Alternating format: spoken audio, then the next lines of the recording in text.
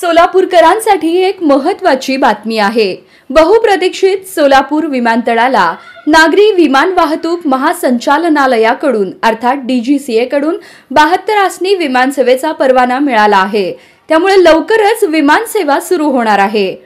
पंतप्रधान मोदी यांच्या हस्ते विधानसभा निवडणुकीपूर्वी सोलापूर विमानतळाचं उद्घाटन झालं होतं, मात्र तरीही विमान सेवा सुरू झाली नाही।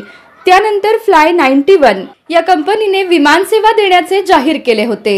केंद्रीय हवाई मंत्री मुरलीधर मोहोळ यांनी 16 नोव्हेंबर रोजी विमान सेवेची घोषणा करत वेळापत्रक जाहीर केले होते, मात्र तरीही या ना त्या कारणाने विमान सेवा रखडली होती।